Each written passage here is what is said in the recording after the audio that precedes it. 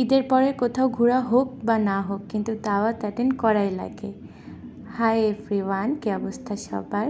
তো সেদিন দাওয়াত ছিল আমার খালামণির বাসায়। তো আমরা সবাই মিলে খালামণির বাসায় চলে যাই। তো গিয়েই তো দেখি টেবিলে এক ভর্তি খাবার। তো ভাবি খাবার দাবারগুলো সব টেবিলে সাজিয়ে সাজিয়ে রাখতেছিল। পরে আমি এখানে একটা ছোট্ট করে ক্লিপ নিয়ে নিই খাবার দাবারের। দেন আমরা সবাই মিলে খেতে বসে যাই। তো খাওয়া দাওয়া শেষ করার পরে আমরা ঠিক করলাম যে আমরা লুডো খেলবো। আমরা যখন সবাই একসাথে হই তখন লুডো খেলি। তো আমরা এখানে সবাই মিলে লুডো খেলতেছিলাম আর অনেক মজা হচ্ছিল। আর সবার শেষে আমি লুডোতে উইন হয়ে যাই। খেলা শেষে তারপরে আমি ভাবির বারান্দাতে চলে যাই। বারান্দাতে ভাবি কিছু গাছ লাগাইছে, তো সেগুলোই দেখতেছিলাম। এখানে হচ্ছে কলার গাছ ছিল, তারপরে মরিচ গাছ ছিল, তারপরে ফুলের গাছ ছিল।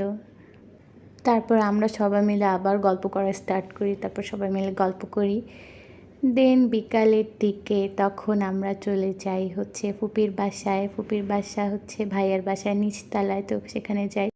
তারপর এখানে বিকালে নাস্তা ছিল নুনচিয়া পিঠা, আমাদের ওইদিকে এই পিঠাকে নুনচিয়া পিঠা বলে। তারপরে ছিল নারিকেলের পিঠা। দেন খাওয়া দাওয়া শেষ করে সবার কাছে বিদায় নিই, তারপর সবাই মিলে চলে আসি।